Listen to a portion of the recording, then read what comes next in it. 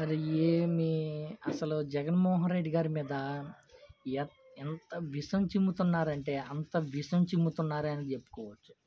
మొత్తం రాష్ట్ర వ్యాప్తంగా కబ్జా చేశాడు. కబ్జా చేసి పార్టీ ఆఫీసులు కట్టాడు. విల్లాలు కట్టుకుంటున్నారు, రాజభవనాలు కట్టుకుంటున్నారని విపరీతంగా అంటే విపరీతంగా ప్రచారం చేశారు. ఎప్పుడు గతంలో కానీ 2014 నుంచి 2019 దాకా జగన్మోహన్ రెడ్డి గారు గెలిచేదాకా అలాంటి తప్పుడు ప్రచారాలు చేశారు. గెలిచిన తర్వాత కానీ విపరీతంగా అంటే విపరీతంగా సైకో పాలన, సైకో అరాచకాలు చేస్తుంటాడు, సైకో ఉన్మాది ఇలాంటి వ్యక్తి సీఎం అయ్యేదని విపరీతంగా అంటే ప్రచారం చేశారు. జగన్మోహన్ రెడ్డి గారు జగన్మోహన్ రెడ్డి గారిని సైకో అనేది ఎవరంటే ఒక్క టీడీపీ పార్టీ నాయకులు నారా చంద్రబాబు నాయుడు గారికి సంబంధించిన వాళ్ళే తప్ప మిగతా ఎవరు జగన్మోహన్ రెడ్డి గారిని సైకో అనరు.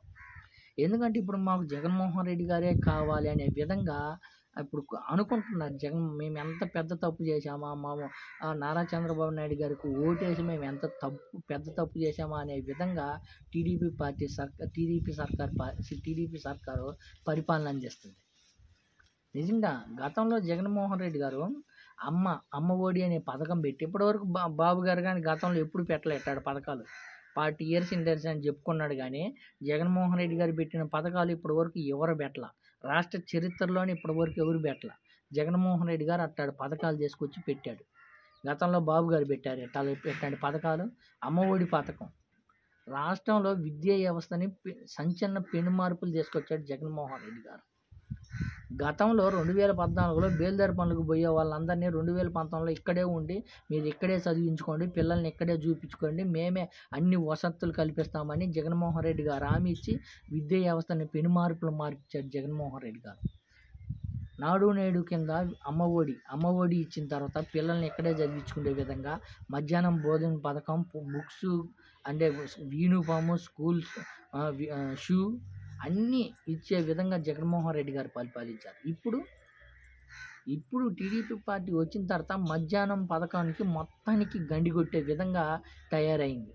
మధ్యాహ్నం పథకంగా జగన్మోహన్ రెడ్డి గారు మెనూలో గుడ్డు అన్నీ పోషక పదార్థాలు పెట్టాలనే విధంగా వైఎస్ జగన్మోహన్ రెడ్డి గారు ప్రభుత్వం. ఇప్పుడు టీడీపీ సర్కారు ఎలా చేస్తుంది, మధ్యాహ్నం గుడ్డు పెట్టేది తీసేసింది. మధ్యాహ్నం భోజనాన్ని కానీ ఉండే కొంచెం తీసేసే విధంగా పరిపాలించింది. మధ్యాహ్నం బాక్స్ తెచ్చుకోండి, గతంలో ఎలా ఉందో అలా 2014లో ఎలా ఉందో విద్యా వ్యవస్థ అలా రావాలనే విధంగా టీడీపీ సర్కారు చూస్తుంది. సైకో అన్నారే కానీ ఇప్పుడు మళ్ళీ మాకు సైకోనే కావాలా, బడుగు బలహీన వర్గాలకి మేలు చేసిన నాయకుడే కావాలనే విధంగా జగన్మోహన్ రెడ్డి గారిని కోరుకుంటున్నారు ఇప్పుడు రాష్ట్ర ప్రజలు. నెల రోజులకే టీడీపీ బతుకు బస్టాండ్ అయింది అన్నట్టుగా కనిపిస్తుంది. మొన్నటిదాకా ఎంత విష ప్రచారం చేశారంటే ఏకంగా తాడేపల్లిలో ఉన్న ఆయన ప్యాలెస్ అది అక్రమ కట్టడం అని విపరీతంగా ప్రచారం చేశారు. నిన్న ఒక ఆదిశేషగిరిరావు గారు కానీ నిన్న ఒక మాట చెప్పాడు. జగన్మోహన్ రెడ్డి గారు ఆ ల్యాండ్ తన సొంత డబ్బులతో ఖర్చాడు, ఎంతైతే ఖర్చు పెట్టి ఉందో ల్యాండ్ ఖరీదు ఆ ల్యాండ్ ఖరీదుతో కొంటే మేము దాన్ని కట్టించాము అని ప్రకటన చేశారు. కానీ విపరీతంగా తప్పుడు ప్రచారం చేయడం, జగన్మోహన్ రెడ్డి గారి మీద విషం చిమ్మడమే తప్ప టీడీపీ పార్టీకి మరొకటి లేనే లేదు. ఎందుకంటే జగన్మోహన్ రెడ్డి గారు సింగిలే ఒకటే. వాళ్ళు 3 పార్టీలు పొత్తులు పెట్టుకొని గెలిచారే తప్ప అంతకు మించి లేదు. జగన్మోహన్ రెడ్డి గారిని ఇప్పటికీ 40% జగన్మోహన్ రెడ్డి గారిని కోరుకుంటున్నారంటే మీరే ఆలోచించుకోండి. అటు పక్క 3 ఉంటే గెలిచారు, ఇటు పక్క సింగిల్గా ఉంటేనే వచ్చింది. 3 కలిసి 60 వచ్చింది, ఒక్కరు కలిసి 40 వచ్చింది. ఎలా పరిపాలించాడో ఒకసారి మీరే ఆలోచించండి.